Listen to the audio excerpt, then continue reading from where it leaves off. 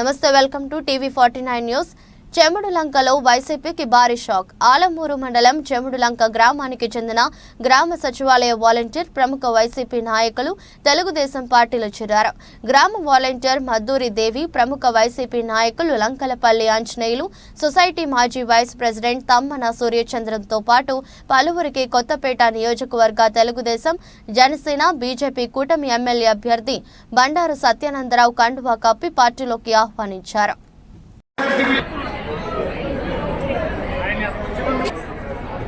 వైఎస్ఆర్సీపీ నాయకులు, మళ్ళీ society vice president, అలాగే పూసి సుధీర్ గారు, అలాగే దోలం, అలాగే నాగిరెడ్డి చిన్న లక్షపల్లి అయ్యప్ప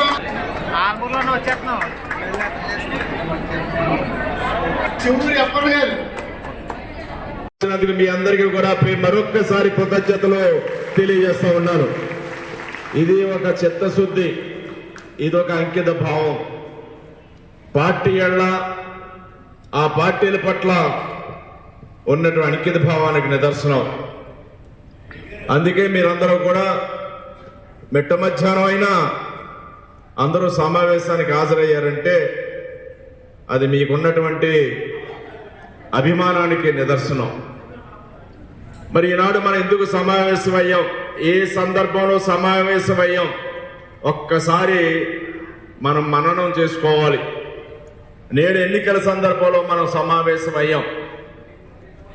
ఈ ఎన్నికల సందర్భంలో ఒక మంచి నిర్ణయాన్ని ప్రజలు తీసుకోవడం కోసం, మహిళలందరూ తీసుకోవడం కోసం, వారిని కార్యోన్ముఖులు చేయడం కోసం మనమందరం కూడా ఇక్కడ సమావేశమయ్యాం. ప్రతి బూత్కి 5 మహిళలు చొప్పున ఏ గ్రామంలో ఎన్ని బూతులు ఉన్నాయో వెనకాల సప్లై ఆపేయండి అమ్మా. ఒక్క 10 నిమిషాలు సప్లై ఆపేయండి, మాట్లాడకుండా ఉండండి. మీరు ఎవరు ఆడవాళ్ళు ఈ బూత్కి 5 సభ్యులు తప్పున ఏ ఊర్లో ఎన్ని బూతులు ఉంటే అన్ని బూతుల్లోనూ కూడా ఒక 5 మహిళల్ని గుర్తించుకొని వారిని రేపు వచ్చే ఎన్నికల్లో వారి సేవలు పొందడం కోసం, వారు రేపు పార్టీ ఎన్డీఏ అభ్యర్థి విజయాన్ని కృషి చేయడం కోసం మిమ్మల్ని అందరినీ కూడా ఇక్కడ ఆహ్వానించడం జరిగింది. ఒక మహిళా శక్తి ఒక మహాశక్తిగా అవతరించాలి. మహిళలు రేపు మహారాణులుగా తయారవ్వాలి. మహిళలు మహారాణులుగా తయారవడం అంటే వారి ఇల్లు, వారి ఊరు, వారి రాష్ట్రం, వారి దేశం అంతా కూడా బాగుపడినట్టే.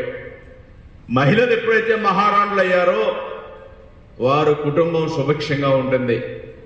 ఆ స్థాయికి మహిళలు రావాలని తెలుగుదేశం పార్టీ ఆవిర్భావం నుంచే పాటుపడతా ఉంది. ఎన్టీ రామారావు గారు మహిళలకి ఆస్తి ఇచ్చారు. చంద్రబాబు నాయుడు గారు మహిళలను అన్ని రంగాల్లో ముందుకు తీసుకెళ్లారు.